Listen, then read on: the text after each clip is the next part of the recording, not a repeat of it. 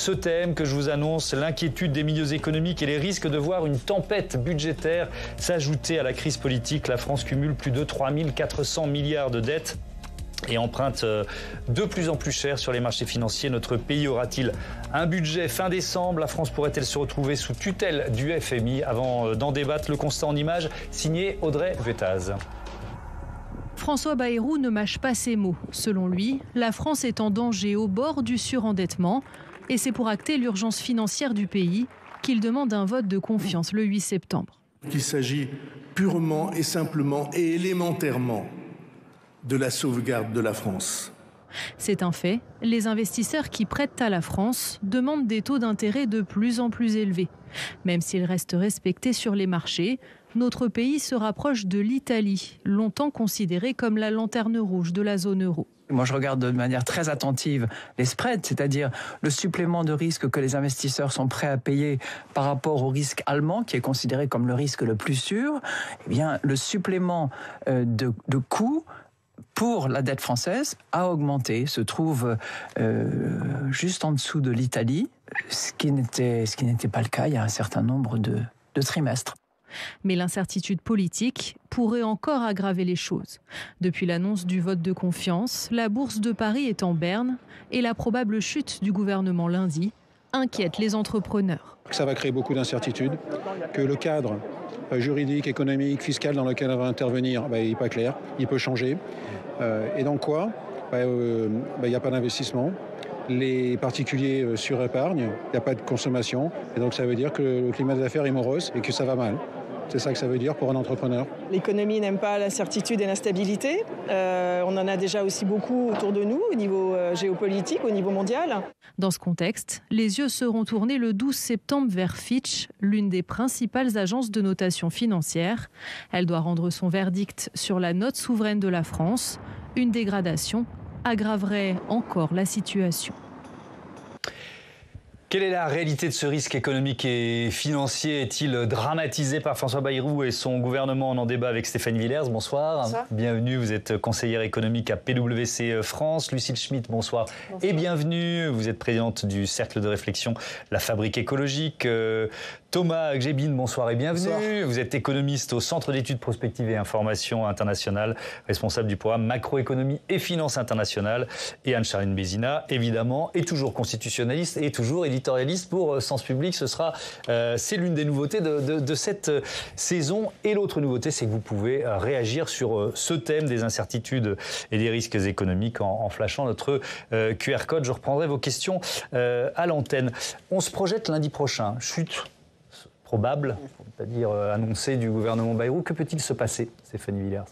Alors, au niveau des marchés financiers et surtout sur la dette française, ça va encore remettre un climat d'incertitude, mais les marchés financiers s'attendent déjà. Ils l'avaient un peu anticipé d'une certaine façon. Alors en fait, pendant toute cette période, cette année passée, ils découvraient l'incertitude politique en France. C'était relativement inédit, et ils étaient quand même assez pressés d'attendre le mois d'octobre de cette année pour voir si oui ou non la France pouvait s'en sortir en fait de ce climat d'incertitude et pouvait voter un budget. Bon les nouvelles sont mauvaises en ce début de rentrée. Ça se voit déjà sur les taux d'intérêt qui continuent en fait à se tendre. Donc aujourd'hui, il y a deux options. Où les marchés financiers se disent que la France ne va pas réussir à s'en sortir. Et dans ces cas-là, il y a un fort risque de tension sur les taux d'intérêt. Les taux d'intérêt français pourraient s'emballer. Et là, ça serait ce qu'on peut appeler une crise financière avec l'intervention de la BCE. Mais le scénario le plus probable, c'est que les marchés financiers vont avoir un mouvement de défiance qui va se prolonger et qu'on va voir les taux d'intérêt progressivement augmenter en France avec toutes les conséquences que ça peut avoir. Des conséquences économiques dont on parlera évidemment. Lucille Schmitt, est-ce que vous avez le sentiment d'une... Alors évidemment, c'est de bonne guerre ou de bonne logique de la part de François Bayrou et de son gouvernement, quand même d'une dramatisation des risques économiques. Depuis le début, depuis que François Bayrou annonce ce plan d'économie 40-44 milliards. Moi, je pense que François Bayrou a raison d'insister sur le fait que la dette française est très élevée. Oui. Et je pense qu'il a raison de dire qu'il faut évaluer l'efficacité de la dépense publique et d'insister sur le fait que la France est un pays qui consacre beaucoup d'argent à ses dépenses publiques, avec un État social, un État-providence, etc. En revanche, je pense qu'il a tort, et au fond, c'est une promesse non tenue vis-à-vis des socialistes qui, je le rappelle, ont choisi de ne pas le faire tomber il y a quelques mois. C'est une promesse non tenue de ne pas avoir mené, en fait, après cette discussion, ensuite, de véritables négociations sur, au fond, les instruments qui sont ouverts à la possibilité. Je ne sais pas si on peut faire des compromis entre le contre-budget socialiste présenté par Olivier Faure et la proposition de François Bayrou. Déjà, il n'y a pas tout à fait le même objectif, 44 milliards d'un côté, 22 de l'autre. Donc, on voit que les socialistes, d'une certaine manière, ont divisé par deux l'objectif. Mais en tout cas, cette question de la trajectoire, puisque l'un des sujets essentiels, c'est, au fond, est-ce que la trajectoire prévue par François Bayrou n'est pas quelque chose qui va tuer le malade ?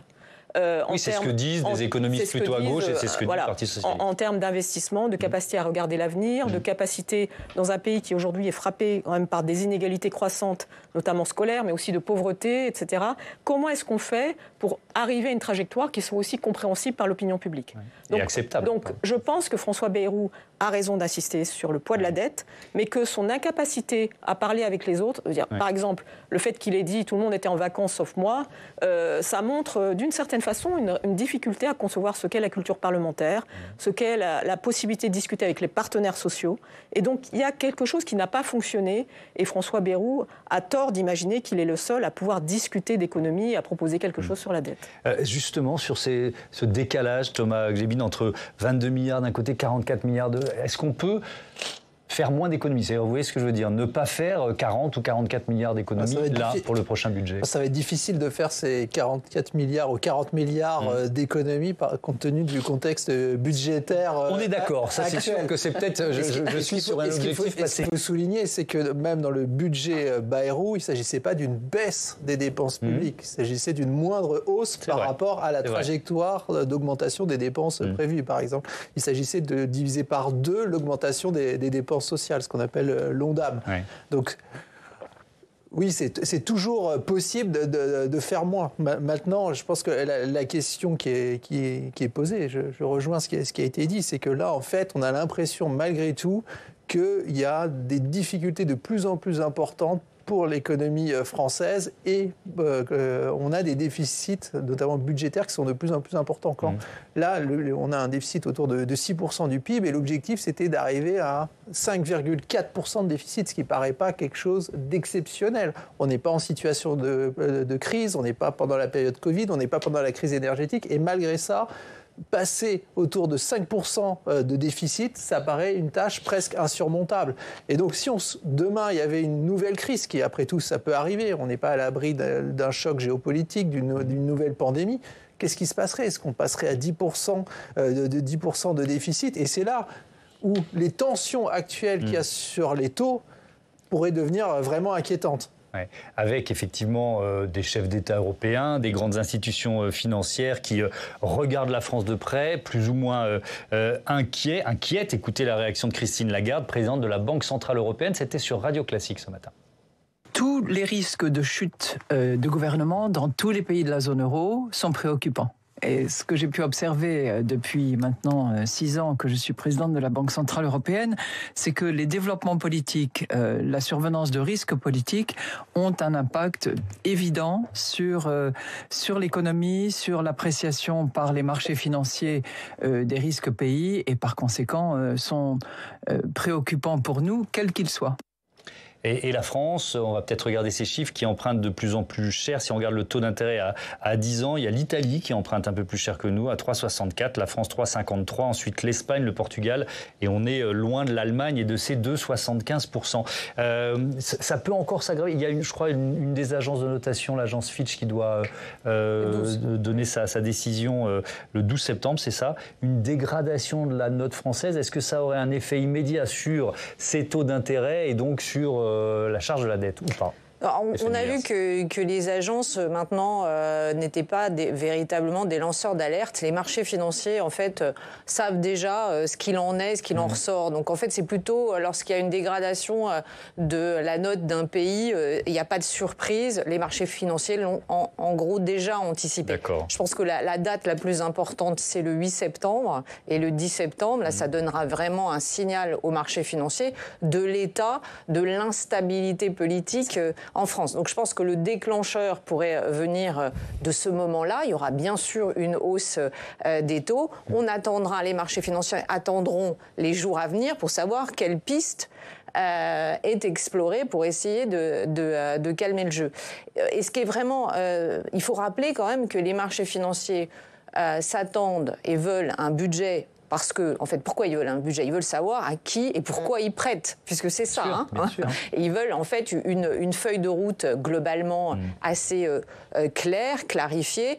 Pour autant, ils n'auront pas regardé ligne par ligne. Et ce qui est dommage, c'est que, en fait, si on arrivait à un consensus où tout le monde arrivait à faire un pas l'un vers l'autre et qu'un budget arrivait à être voté à 20 milliards d'économies ou 30, ou ça passerait. Les marchés financiers, en fait, ne retoqueraient pas et ne peseraient pas sur les taux d'intérêt. Et plus les taux d'intérêt vont être élevés, mécaniquement, la charge de la dette va aussi peser. Donc, ça va encore amplifier la douleur, en fait. Ça coûte de plus en plus cher de rembourser notre dette. C'est ça qu'il faut regarder. Les taux d'intérêt, c'est un élément central dans cet échiquier politique. Anne-Charlène Béziers. Un acteur qu'on a oublié de mentionner jusqu'à présent, c'est l'Union européenne, la Commission européenne. Et François Bayrou en a parlé dans son discours d'hier soir en disant finalement 44, 22, 36, on peut tout à fait y aller au doigt mouillé.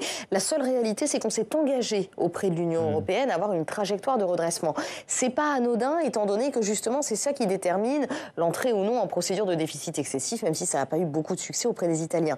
Mais il faut avoir en tête que justement la communication que fera, par exemple, la Banque Centrale Européenne, alors déjà la voix de Christine Lagarde est un peu inquiétante, mais la Commission, où ces questions de soutien ou non, ça aussi, ça influencera les marchés. Donc l'inconnu qu'est l'Union Européenne, ça, il faut également le mettre dans la balance. Oui, je reviens vers vous tout de suite, mais une question, Thomas Djevin, sur ces taux d'intérêt dont on parle.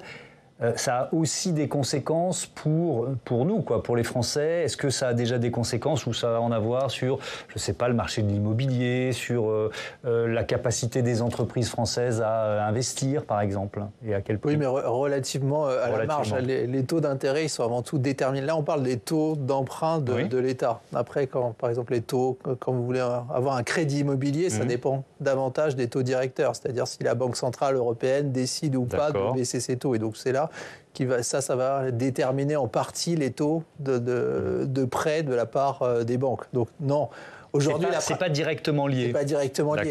Là où c'est directement lié, c'est que relativement, si vous avez moins de marge de manœuvre budgétaire, vous pouvez moins financer d'autres politiques publiques, que ce soit sur l'environnement, des politiques sociales, des politiques éducatives. Donc tout est on a beaucoup moins de marge de manœuvre et c'est ça qui est beaucoup plus inquiétant aujourd'hui, Ouais. Avec le mot de responsabilité, Lucie Schmitt, il y a une sorte de procès en irresponsabilité fait par François Bayrou vis-à-vis des autres partis politiques qui refusent de lui donner de la confiance. Est-ce qu'il est exagéré, justifié, ce procès? Je trouve que c'est intéressant, la question de la responsabilité, parce que en même temps, vous avez le Parti socialiste qui l'a choisi, je n'irai pas de caracoler en tête, mais en tout cas qui choisit d'avoir une posture de dire « moi, je veux bien aller au gouvernement ». Oui, on est prêt à y aller. Et donc, en tout cas, il y a quelque chose qui s'est dissocié par rapport au nouveau Front populaire et à sa manière, Olivier Faure, c'est toujours une manière un peu alambiquée, nous dit si quelqu'un reçoit un coup de téléphone, si je reçois un coup de téléphone, je dirais oui. Et les autres peuvent aussi recevoir un coup de téléphone. Donc c'est assez particulier. Mais en tout cas, ce que François Bayrou qualifie d'irresponsabilité, il se trouve que justement les autres, dans l'opposition, il y en a un certain nombre qui revendiquent l'esprit de responsabilité en disant on veut bien aller au gouvernement. Donc ça, c'est intéressant parce que la question de la responsabilité est renvoyée sur la dette et sur la question économique. Et en revanche, le procès en irresponsabilité de François Bayrou est aussi mené par une bonne partie de l'opposition qui revendique le gouvernement. Et ce qui me semble important, c'est ce que vous venez de dire, Stéphanie De Villers, sur le fait que les marchés attendent, au fond, la capacité des acteurs à se parler, et que la capacité des acteurs à se parler et à faire un front de coalition, on sait qu'on n'a pas la culture de la coalition en France, a des conséquences économiques et financières. Donc moi, je trouve ça très intéressant de ne pas imaginer l'économie uniquement comme une science statistique, financière, etc. Évidemment, l'économie politique, c'est la capacité à se mettre d'accord. Et le fait que François Bayrou, par exemple, se montre assez incapable même qu'à Matignon, ceux qui vont venir disent on sait déjà qu'on lui dira non, on y va par politesse républicaine, et qu'un certain nombre disent on n'y va pas. Ça, c'est quelque chose qui peut être, par rapport à ce que disait Christine Lagarde, un premier élément qui montre que pour les marchés financiers, il y a des mauvais signaux. Donc François Bayrou devrait, de son côté, se dire aussi que les signaux ne sont pas seulement ceux de la dette, ils sont aussi de la capacité à une démocratie à élaborer effectivement un budget qui pourrait être un budget commun. Vous voulez intervenir, Thomas Gjovin? Oui, parce que je pense que sur cette question, il y a aussi des constats qui sont radicalement différents. Si je caricature un peu, pour François Bayrou et pour Emmanuel Macron, un des problèmes de l'économie française, c'est le fait qu'il y avait un taux de taxation trop important sur les entreprises. Et donc, pour relancer l'activité, l'objectif, ce qu'on a appelé la politique de l'offre, c'est de réduire ces taux d'imposition sur les entreprises. Pour la gauche et pour M. Faure, le constat est radicalement différent. Il veut au contraire, pour résoudre ce problème de la dette, augmenter l'imposition qui porte sur les plus riches et sur les entreprises. Donc je pense que ce n'est pas un problème de responsabilité des uns ou des autres, c'est plutôt un problème de constat radicalement différent par rapport à la situation économique actuelle. Et donc c'est là où ça va être très difficile de trouver un accord. C'est si vous pensez des choses très différentes, pour converger ensuite, c'est très compliqué. Mais moi, je ne suis pas d'accord, parce que, pardon, mais ce que je veux dire, c'est un débat, il me semble que, vous êtes pas tous d'accord. Moins on a envie de se mettre d'accord, plus on accentue sa posture. Et on sait très bien que la politique, c'est ça. Je pense c'est ce à quoi on assiste. Et les socialistes, lorsqu'ils ont été au pouvoir, ont pu pratiquer non pas la politique de l'offre d'Emmanuel Macron, mais je rappelle quand même qu'Emmanuel Macron était secrétaire général adjoint à l'Élysée du temps de François Hollande. Donc il y a quelque chose qui pourrait tout à fait fonctionner. Simplement, pour l'instant, chacun accentue sa posture parce qu'ils ne veulent pas se mettre d'accord. Mais est-ce qu'il n'y a pas un problème finalement de constat économique au sein même de la population? Parce qu'on sait que les Allemands sont plutôt dans la tendance de la rigueur, on sait qu'on a appelé les pays du Sud des pays plutôt frugaux. Nous, en France, on a le sentiment qu'il n'y a pas de doctrine économique qui soit vraiment complètement partagée. C'est-à-dire que, justement, on est encore dans les querelles des montagnards et des jacobins sur cette question. Est-ce que ce n'est pas une spécificité française? Stéphanie Villers. En plus, en fait, ça vient s'aggraver par le fait que, finalement, le pouvoir de décision, il est aujourd'hui entre les mains des Français. Pourquoi? Parce que l'État s'est endetté depuis la crise Covid. Et qu'est-ce qu'on a vu? On a vu un effet balancier. Cet argent s'est retrouvé en quelque sorte dans l'épargne des Français. Le taux d'épargne aujourd'hui des Français atteint 20% du revenu disponible brut. On est dans une situation record.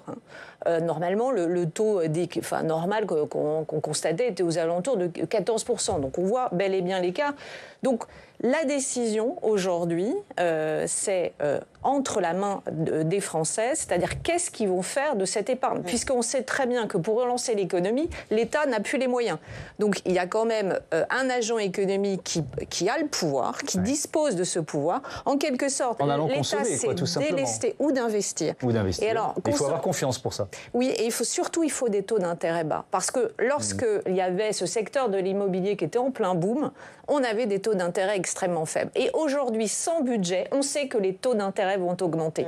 Alors, la boucle est bouclée, en fait. En réalité, si on veut véritablement, si l'État veut faire de la relance économique sans perdre de l'argent, il faut absolument de la rigueur budgétaire pour que les taux d'intérêt s'essoufflent, baissent. Et à ce moment-là, il y aura des moyens pour relancer la mécanique économique. Et je rappelle quand même que les taux français suivent quand même le taux 10 ans de l'OAT 10 ans, ne suit pas que la BCE. Ainsi, alors, pas trop technique. Donc, les taux qu'on a vu tout à l'heure, où on était très proche de l'Italie. Le taux des ménages pour emprunter, bien sûr, augmente et le taux des entreprises aussi va augmenter. Donc, il y aura un lien quand même. Oui, il y a un lien quand même. Bon, vous vouliez intervenir. Et puis après, on parle de la capacité des parlementaires à voter un budget avant la fin de l'année. Parce que ça, c'est une vraie question. Je vous écoute. Il y a un paramètre qui est très important. Quand Bayrou parle des boomers, c'est-à-dire que c'est vrai que le taux je crois qu'on est tous des boomers autour de cette table. Que le taux d'épargne des Français, c'est vrai, est à un niveau très élevé. Mais il est à un niveau très élevé parce que les retraités, c'est cette catégorie de la population, ont beaucoup épargné. Et par ailleurs, quand on parle des dépenses publiques ou des dépenses sociales, le gros de l'augmentation des dépenses publiques ces 30 dernières années, c'est lié d'une part aux retraites et aux dépenses de santé. Ce n'est pas les dépenses de l'État à proprement parler qui ont augmenté, c'est vraiment deux postes de dépenses, les retraites et la santé, qui représentent plus de la moitié aujourd'hui des dépenses publiques. Donc il y a quand même... François Bayrou a essayé de mettre un peu la focale sur les retraités. Et je pense que ça, c'est une des catégories les plus importantes pour comprendre aujourd'hui le débat public sur la dette et sur les difficultés de l'économie française. Allez, je m'excuse, celles et ceux autour de cette table, personne, il n'y a peut-être que moi qui suis boomer, je ne sais pas pourquoi je me suis lancé dans cette formule. Bref, Anne-Charlotte, je me tourne vers vous parce qu'on va vraiment plonger un peu dans le calendrier, dans ce qui peut se passer dans les prochains jours, dans les prochaines semaines, la capacité de nos parlementaires à voter un budget avant la fin de l'année. Quels éléments seront mis en place en cas de chute du gouvernement Bayrou pour sauver le budget en quelque sorte? Alors moi, je vais vous parler de quand, je vais vous parler de qui et je vais vous parler de quoi. Je vais essayer de voir si on peut avoir un budget au mois de décembre. Alors d'abord, quand? D'abord, on va le dire, le calendrier n'a absolument aucune chance d'être respecté si le gouvernement tombe le 8 septembre, étant donné que la date limite de dépôt, c'est normalement le deuxième mardi d'octobre, c'est-à-dire le 7 octobre. Et là, on voit mal comment une nouvelle composition gouvernementale pourrait nous permettre cela, d'autant qu'il y a aussi cette stratégie de présenter à la Commission européenne, ESF, assez vite. Donc là, on va encore avoir nos 15 jours de retard qu'on avait déjà eu l'année dernière. Mais quid si nous dépassons ces 15 jours? Est-ce qu'on aura la clémence du Conseil constitutionnel? Est-ce que l'Union européenne ne nous dira pas grand-chose? C'est la question qu'il faut se poser. Donc, s'il y a dissolution, d'ailleurs, là encore, on appelle au président de la République, il vaut mieux que ça se fasse ou très vite ou après le 1er janvier. D'accord, donc ça, c'était pour le quand. Ça, c'est la question du qui. La question du qui, c'est l'hypothèse A, le nouveau Premier ministre, son nouveau gouvernement qui en 9 jours va présenter un nouveau gouvernement avec toutes les formalités de dépôt, les délais, etc. Mais bon, c'est compliqué, mais c'est jouable. Mais moi, j'aimerais qu'on s'intéresse aussi à l'hypothèse B, comme Bayrou, avec ses affaires courantes. Donc, à partir du moment où il démissionne, il peut gérer la continuité de l'État. Est-ce qu'il peut déposer ou non un budget? Alors, la question n'est pas tranchée. On sait que le secrétariat général du gouvernement table sur une possibilité en cas d'urgence, justement, mais voilà, quelle légitimité pour un gouvernement d'affaires courantes? Et là, il y a de fortes chances que, justement, ça impacte le quoi, puisque un gouvernement d'affaires courantes ne pourrait sûrement pas proposer un budget qui ait une contenance politique. Et donc, ça va être le retour, en quelque sorte, de ce qu'on... J'ai l'impression de refaire une émission d'il y a un an ou 10 mois. Elle vous a manqué, la loi de finances spéciale, la loi Thomas. de finances spéciale. C'est ça, elle nous a tous manqué. La loi de finances spéciale, on s'est posé la question, est-ce qu'il y aura une France à l'arrêt? Non, évidemment, c'est une pure reconduction du budget de l'année précédente. Et donc, en fait, qu'est-ce qui se passe? Continuité des services publics, paiement des fonctionnaires, dépenses urgentes. Mais on ne fait pas de politique. Précisément, c'est le principe de la loi de finances spéciale. C'est le pont entre l'ancien budget et le nouveau. C'est juste une solution, une rustine, en fait, une solution de transition.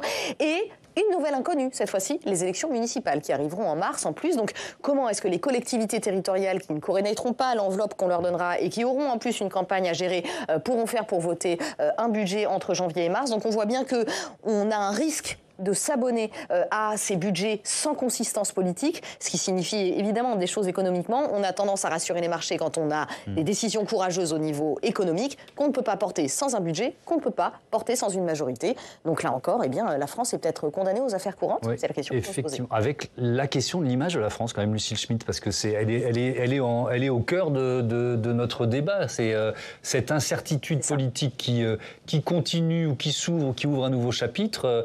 Est-ce qu'elle n'abîme pas petit à petit l'image de la France, pas seulement sur les marchés financiers, au niveau européen, le poids de nos dirigeants à prendre des décisions, à faire avancer l'Europe, etc., etc. Il y a sûrement... toute la question, c'est qui incarne l'image de la France à l'étranger. Ça reste encore largement Emmanuel Macron. Et ce qui me frappe, c'est que François Bayrou, d'une certaine manière, en faisant ce geste de s'adresser à l'opinion publique et peut-être aussi, au fond, à l'Union européenne, il enjambe le Parlement européen et donc on a une deuxième voie pour incarner la France. Et on sait que, par ailleurs, Emmanuel Macron veut porter beaucoup d'initiatives en matière de politique étrangère, que ce soit la question de la reconnaissance de l'État palestinien, que ce soit la position très allante de la France sur l'Ukraine. Donc Emmanuel Macron, pour cela, a besoin du soutien de ses partenaires européens et il est très isolé. Donc ça, c'est un sujet. C'est-à-dire que moi, je pense qu'un certain nombre d'initiatives que porte Emmanuel Macron à l'échelle internationale sont très intéressantes, mais je le trouve très incapable d'imaginer, tout comme François Bayrou, d'ailleurs, ce que pourrait être une coalition et de faire du collectif. l'un comme l'autre apparaissent comme des hommes, au fond, assez solitaires. Et quand vous dites l'image de la France, l'une des difficultés, c'est que ceux qui incarnent la France, aujourd'hui, sont deux personnes très solitaires. Et que, en revanche, en ce qui concerne, par exemple, l'intelligence artificielle, en ce qui concerne un certain nombre de grands entrepreneurs, de grands groupes, on voit bien que la France est plutôt un pays qui est un pays de référence. Je rappelle aussi que, certes, on a des mauvais classements en matière de niveau moyen de mathématiques, mais on a aussi de très grands mathématiciens, de grands chercheurs. Sur les questions climatiques, on est très bon. Donc, toute la difficulté, c'est quand vous parlez d'image de la France, c'est qu'il ne faut pas réduire l'image de la France à la diarchie, aux deux personnes qui aujourd'hui nous gouvernent et président, parce que je trouve qu'ils ne représentent pas toute la richesse de la France. Moi, j'ai très envie de dire, la société française vaut mieux que sa représentation politique. Ouais, c'est ce que pense peut-être une bonne partie, on l'évoquait dans notre premier débat, justement, des Français quand ils sont interrogés par les instituts de sondage. Alors, il y a pas mal de réactions à ce débat économique. Vous pouvez, je vous le rappelle, flasher le QR code qui s'affiche régulièrement. Pierre de Toulouse qui nous dit, alors je vais vous poser la question, Stéphane Villers, pourquoi les taux d'intérêt de la dette grimpent? Est-ce qu'on ne peut pas les bloquer à un certain plafond? Un peu comme moi j'ai pris un taux fixe quand j'ai pris un emprunt pour acheter mon appartement, quoi. Alors, en fait, la dette française se négocie en fonction de l'offre et la demande. Et plus la dette française est demandée, plus les taux d'intérêt vont baisser et inversement. Et aujourd'hui, on est dans une situation où les prêteurs veulent bien prêter de l'argent à la France, mais pour plus cher, avec des taux plus élevés. Exactement comme pour votre banque, c'est plus vous êtes solvable, plus la banque sera amenée, 1, à vous prêter et 2, à vous offrir des taux d'intérêt attractifs. Ouais. Et on ne peut pas imposer un taux qui nous arrangerait, quoi. Je pose une question volontairement un peu simpliste. Non, hélas, c'est plus belle, Thomas Exupéry. Non, on ne peut pas de façon aussi mécanique, mais il y a quand même une façon de contrôler les taux, c'est que la Banque centrale rachète les obligations, les bons du Trésor. C'est ce qu'elle a fait pendant des années, dans les années 2010, c'est-à-dire après notamment le discours de Mario Draghi pour sauver l'Union européenne, la zone euro, son fameux « whatever it takes ». Quelques années après, la Banque centrale européenne s'est mise à acheter massivement des obligations des différents États, l'Italie, l'Espagne, la Grèce, pour essayer de contrôler les taux. Et donc ça, c'est quand même une décision assez politique de dire s'il y a des tensions à un moment sur la dette publique française ou la dette publique italienne, la Banque centrale européenne peut décider de racheter une partie de ses obligations pour faire baisser la pression. Mais ça suppose une forme de deal politique. C'est-à-dire que si vous montrez vis-à-vis de vos voisins peu de sérieux budgétaire, par exemple, l'Allemagne peut dire non, je considère que la BCE n'a pas à faire ça parce que vous êtes toujours quand même dans une zone grise en termes de légalité. Est-ce que la BCE n'a pas le droit de financer directement les dettes publiques? Donc elle s'y prend de façon indirecte, mais ce qui est une façon aussi d'aider les États. Donc ça, c'est Mais il y aurait des contraintes. La BCE rachèterait effectivement la dette française en disant votre budget, je vais le construire moi-même avec la Commission européenne. Justement, et on en vient à la question d'un contrôle extérieur des décisions économiques françaises. Ça va être notre nouveau chapitre. Mais d'abord, je vous propose à chaque fois qu'on fait un débat sur la dette, on se tourne vers ce compteur là qui inexorablement progresse. On est à plus de 3413 767 alors 3413 milliards et quelques centaines de millions supplémentaires. Si je me souviens, le dernier débat qu'on a fait, c'était juste avant de partir en vacances. On était à 3360 et quelques. Bref, ça monte très très vite et donc ça provoque beaucoup de réactions. On va l'évoquer tout de suite avec Steve Jourdain, puisque, rebonsoir Steve, il y a beaucoup de ministres qui mettent en garde contre une intervention du Fonds monétaire international. Oui, c'est une petite musique qu'on entend beaucoup ces derniers mois, ces dernières semaines. Au mois de juin, déjà, la ministre des Comptes publics, Amélie de Montchalin, déclarait la chose suivante dans les colonnes du JDD. Si nous ne faisons pas les bons choix maintenant, ce seront nos créanciers ou le Fonds monétaire international qui nous les imposeront. Pas plus tard que la semaine dernière, Éric Lombard, ministre de l'économie, est allé dans le même sens. C'est un risque qui est devant nous. Nous souhaitons l'éviter, mais je ne peux pas vous dire que ce risque n'existe pas. Déclaration sur France Inter. Il a depuis tempéré légèrement ses propos. Oui, alors cette menace, est-ce qu'on doit la prendre au sérieux? Quels sont les critères d'intervention du FMI? Alors, à l'heure actuelle, il semble que non. Pourquoi? Eh bien, parce que si beaucoup de nos indicateurs sont dans le rouge, Thomas, celui qui détermine l'intervention du FMI est celui de la balance courante. Nos confrères des Échos sont revenus sur ce critère dans leur édition de la semaine dernière. Quand la balance courante est négative, cela signifie que le pays vit au-dessus de ses moyens. Quand la balance est positive, ça veut dire qu'il produit plus de richesses qu'il n'en consomme. Alors il faut expliquer ce qu'est cette balance courante et ce qui la différencie des autres indicateurs économiques. On entend régulièrement parler de la balance commerciale. Thomas, qu'est-ce que c'est ? C'est un indicateur qui mesure les échanges de biens entre un pays et ses partenaires commerciaux, les voitures, les ordinateurs, le pétrole. On en parle car il est négatif pour la France depuis une vingtaine d'années. Mais la balance courante, c'est autre chose. Thomas, elle inclut plus d'éléments, les échanges de biens, oui, mais aussi les échanges de services ou encore les transferts d'argent, des éléments comme le conseil aux entreprises où les chiffres du tourisme sont enregistrés. Et devinez quoi, notre balance courante est positive. L'année dernière, la France a dégagé un excédent de 3 milliards d'euros. Dit plus clairement, on est à l'équilibre et nous ne vivons pas au-dessus de nos moyens. Le critère d'intervention du FMI n'est donc pas rempli, Thomas. Et donc ça veut dire que les pays qui ont eu recours au Fonds monétaire international étaient dans des situations qui étaient clairement différentes de la nôtre ? Oui, clairement, oui. Prenons l'exemple le plus parlant, peut-être la Grèce. Ouais. En 2010, lorsque le pays se résout à faire appel au FMI, le déficit de sa balance courante était de plus de 10% du PIB. Rappelons enfin, Thomas, que le FMI ne débarque pas de lui-même. Lorsqu'il intervient pour prêter de l'argent à un pays, c'est que son gouvernement fait appel à lui. Pour le moment, du côté de l'exécutif français, il n'en est pas du tout question. Merci beaucoup, Steve. Lucille Schmitt, c'est l'épouvantail, le Fonds monétaire international, dans le débat politique là, depuis quelques semaines ? En tout cas, je me disais que l'une des difficultés de notre classe politique, que ce soit le gouvernement ou l'opposition, c'est que les Français, lorsqu'ils les écoutent, ont sans doute les idées moins claires sur la dette qu'ils ne les avaient avant de les écouter. Et donc, je trouve que cette façon dont on utilise des gouvernements, des arguments, des menaces, ça me rappelle le débat de l'année dernière lorsqu'on nous avait dit qu'on n'allait pas avoir de budget, qu'on ne pourrait pas payer les fonctionnaires, que ça serait un shutdown comme aux États-Unis. Donc, on voit bien qu'une des difficultés, je trouve, sans vouloir être trop technocratique, c'est que je trouve que la classe politique aujourd'hui n'est pas capable d'aborder ces questions économiques cruciales pour la vie des Français, et notamment, ils n'ont que le pouvoir d'achat à la bouche, qu'ils articulent la question du pouvoir d'achat avec des chiffres économiques, des chiffres macroéconomiques. Et au fond, on voit bien que dans cette histoire-là, encore une fois, il y a des postures, il y a une manière de vouloir faire peur. Et je trouve que le sujet de faire peur en politique est une manière d'empêcher d'avoir les ordres de grandeur, d'avoir l'idée de qu'est-ce qui peut être efficace comme type d'instrument. Par exemple, sur la fiscalité, j'aimerais bien là-dessus entendre nos économistes, mais on voit bien que le Parti socialiste dit on va récupérer 15 milliards d'euros avec la taxe Zuckman, qui serait une taxation des très hauts revenus, des ménages, des 1800 ménages qui ont un revenu supérieur à 100 millions d'euros. On voit que ça a été voté en première lecture au Parlement, à l'Assemblée nationale, et ensuite rejeté au Sénat.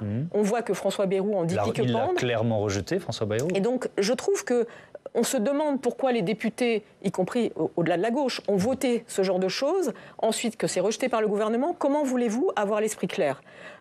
Et on voit bien que le débat sur la fiscalité est un débat sur la question de l'égalité et de l'impuissance en même temps. Est-ce que les politiques sont impuissants ou est-ce que, face au marché, est-ce que ce débat sur le taxe Zuckman n'est pas une manière de reprendre le contrôle ? Je trouve que tout ça est plus intéressant que de parler du FMI. Donc, comme vous voulez, je ne sais pas si c'est un épouvantail, mais on sent que c'est une menace guignolesque. Alors, peut-être que vous aurez envie de réagir là-dessus, mais puisque vous parlez de la taxe Zuckman, de la solution de l'impôt sur les plus riches, évidemment, ça a fait réagir le président du MEDEF, Patrick Martin. C'était à l'occasion des rencontres des entrepreneurs de France qui se déroulaient cette année à Roland-Garros. Il parle des dirigeants politiques. Écoutez. Il refuse de voir que sous la menace d'un retour déguisé de l'ISF, nos entreprises familiales retiennent aujourd'hui plus encore leurs investissements. Je veux être clair devant vous, quelle qu'en soit la forme, un retour de l'ISF serait ravageur pour notre économie et nous nous y opposerons. Alors, est-ce que ce serait effectivement ravageur pour notre économie, la taxe Zuckman ou un retour de l'ISF ? Thomas Gjebin. Je pense que ce sera en tout cas pas efficace dans le contexte actuel. Je pense qu'il y a deux paramètres à prendre en compte. La première chose, c'est que même en tenant compte des aides aux entreprises dont on parle beaucoup ces dernières semaines, la taxation des entreprises en France, elle est parmi les plus élevées au niveau européen. Et donc ça, c'est une des rengaines de François Bayrou ou encore du MEDEF. C'est le fait que d'ores et déjà, les entreprises françaises sont parmi les plus taxées au niveau européen. Donc si vous essayez de résoudre le problème de la dette publique ou du déficit public en augmentant encore la taxation alors que vous êtes déjà surimposé, ça pose une difficulté. La taxe Zuckman, ça concerne le patrimoine des très très riches. C'est vrai. Mais alors, et donc ça, c'est pas les entreprises françaises, si j'ai bien compris. In fine, les grandes fortunes, c'est intimement lié aussi aux entreprises. Par ailleurs, il y a une difficulté pratique sur la taxe Zuckman. Comme il a été dit, ça concernerait une très petite base fiscale, autour de 1800 familles. Or, quand on regarde les chiffres, il y a environ 3 familles françaises les 1800 familles, c'est autour de 1200 milliards. 45% de ces 1200 milliards, c'est 3 familles. Donc vous imaginez le risque d'évasion fiscale. On est très loin, par exemple, de ce qui existait avec l'ISF. L'ISF, avant 2018, c'était autour de 400 000 foyers fiscaux. Donc on voit bien que le risque d'évasion fiscale est beaucoup plus important. Vous dites qu'il y a un risque existant. Donc il faut remettre l'ISF, en fait, c'est ça ça, ce serait une option. Mais juste un chiffre pour illustrer ça, c'est ce qui s'est passé en Norvège et en 2022. Il y a un gouvernement social-démocrate qui a décidé d'augmenter un peu à la marge le taux de l'impôt sur la fortune. Donc on est passé de 0,9 à 1,1. Vous pouvez dire que c'est relativement marginal. Le gouvernement norvégien espérait 200 millions de recettes fiscales supplémentaires. Qu'est-ce qui s'est passé? C'est que dans le même temps, il y a plusieurs grandes fortunes norvégiennes qui sont partis, notamment en Suisse. Et au final, au lieu de 200 millions de recettes fiscales supplémentaires, il y a eu une perte de 500 millions. Donc c'est pour dire que plus c'est concentré sur certains foyers, plus c'est difficile de contrôler cette évasion fiscale. Mais il y a quand même une question d'acceptabilité par les Français, de justice fiscale qui n'a pas été ressentie, je ne sais pas ce que vous en pensez, Anne-Charlène, dans la présentation de François Bayrou, en tout cas, quand on voit les sondages et le rejet par une majorité. Et notamment parce que François Bayrou a utilisé un terme qui est très intéressant, c'est celui de l'inconstitutionnalité de la taxe Zuckman. Et c'est vrai qu'on peut se poser la question de savoir aujourd'hui qu'est-ce qu'il en est. J'ai l'impression que ce débat manque de clarté, mais c'est vrai que la jurisprudence du Conseil constitutionnel essaye de protéger ce qu'on appelle le caractère confiscatoire au nom de l'impôt. Mais on touche bien ici au cœur de la question de la justice. C'est-à-dire déjà, on a du mal à connaître le périmètre juridique de cette taxe. Est-ce que ce sera le patrimoine? Est-ce que ce sera les revenus? Est-ce que le patrimoine, c'est aussi la détention parlant des entreprises? Comment est-ce qu'on va taxer ça? Et finalement, tout ça globalisé sur le revenu, est-ce que ce sera trop? Est-ce que ça étouffera une certaine partie de nos fortunes et pas d'autres Français? Donc il faut bien avoir en tête qu'il y a une logique politique qui est celle de la justice, qui est un peu l'impôt Robin des Bois, comme on nous l'a donné en 91 avec l'ISF, mais qui peut juridiquement pas toujours bien s'articuler avec le dogme de notre égalité, parce que l'égalité, c'est pas l'équité et c'est pas toujours la justice. Donc il faut savoir aussi mener ces batailles juridiquement impeccablement. Nos téléspectateurs, téléspectatrices cherchent aussi des solutions. Yves de Quimper qui nous dit est-ce que l'État peut puiser dans l'épargne des Français en cas de crise? Stéphanie, hier. Non, mais parce qu'il y a quoi? Il y a 6 000 milliards d'épargne, c'est ça? Oui, d'euros financières, d'épargne hors immobilier. Donc 2 fois la dette, en fait, en réalité. Donc, déjà, ça, c'est un facteur qui est très rassurant. Pour les marchés financiers aussi. On sait que derrière, ils savent aussi qu'ils prêtent de l'argent à l'État, mais que l'État, qui a une capacité à lever l'impôt de manière infinie, pourra toujours aller se faire rembourser s'il y avait une situation de panique. Ça fait partie de la richesse française, si je comprends bien. Non, en fait, votre argent ne fait pas partie de l'argent de l'État, Dieu merci. Mais en fait, on espère, c'est pas encore, on vit pas encore dans un système communiste, mais à la rigueur, l'État peut lever l'impôt et taxer lourdement l'épargne en disant, finalement, la flat tax ou n'importe quoi, je taxe un nouvel impôt. Pour autant, un nouvel impôt, on connaît le ras-le-bol fiscal des Français, c'est ce qu'il faut éviter en réalité. Je ne pense pas que, déjà d'une, je ne pense pas qu'il y ait une solution miracle, puisqu'on dérive d'un point de vue budgétaire depuis des années. S'il y avait une formule à mettre en place pour résoudre tous nos problèmes, ça se saurait. Donc il faut véritablement, je pense, avoir plusieurs mesures où tout le monde, en fait, se sent participer à l'effort pour essayer de résorber une situation passée où, en gros, pratiquement tout le monde en a profité, puisque l'épargne a augmenté. L'épargne a augmenté, alors je mets bien sûr les plus défavorisés de côté, mais les classes moyennes aussi ont pu profiter du bouclier tarifaire, de tout, du chômage partiel. Tout ça est arrivé chez les Français. Ça, c'est une réalité. Il faut, en fait, plutôt que de taxer, il faut inciter. D'une manière ou d'une autre, il faut inciter. Alors, ma première idée, c'est pas une idée, il faut véritablement que les taux d'intérêt baissent. C'est comme ça qu'on stimule l'épargne, c'est comme ça que l'épargne est réinvestie chez les ménages. Après, il faut inciter les ménages à consommer. Parce que la consommation, c'est le moteur de la croissance française. C'est 60% du PIB. Donc si la consommation est bloquée, ce qui est le cas en fait depuis 2 ans, depuis l'instabilité. Même depuis l'annonce, depuis l'annonce de François Bayrou, il y a un certain nombre d'instituts de sondage qui nous disent que les Français prévoient d'épargner encore plus. Voilà, c'est ça. Donc en fait, il faut débloquer cette composante essentielle du PIB. Ouais. Avec ce chiffre, qui là encore malheureusement progresse. La dette publique française aujourd'hui, c'est 115% du produit intérieur brut. C'est la 3e plus importante de la zone euro, derrière la Grèce et l'Italie. Derrière ça, Lucille Schmitt, il y a une question de marge de manœuvre de l'action publique. Et on s'en rend compte à chaque fois qu'on fait des débats sur ce plateau, sur les services publics français, sur les difficultés rencontrées à l'hôpital, à la justice, etc. etc.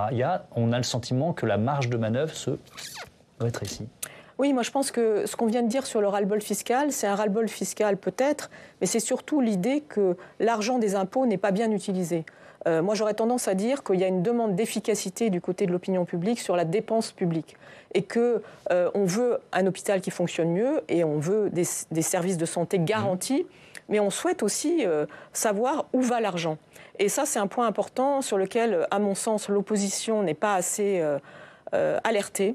Je pense que le fait que la Cour des comptes, moi j'ai vu ça depuis une quinzaine d'années, est devenue une sorte d'acteur du débat public qu'elle n'était jamais auparavant, parce qu'il y a une attention, à mon avis, assez forte à cette question de l'efficacité de la dépense publique. Comment est-ce qu'on fait? Et là, François Bayrou en parle mieux, je trouve, que l'opposition.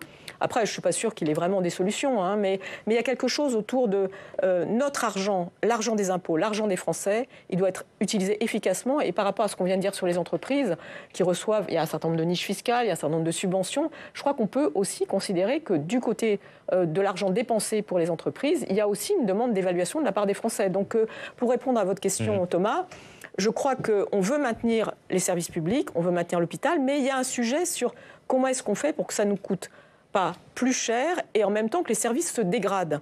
Je crois que le sujet aujourd'hui, c'est qu'on a le sentiment que l'argent dépensé pour les services publics n'arrive pas à garantir la qualité des services publics. Après, les Français doivent regarder, par rapport à ce que vous disiez, Anne-Charlotte, 2 choses.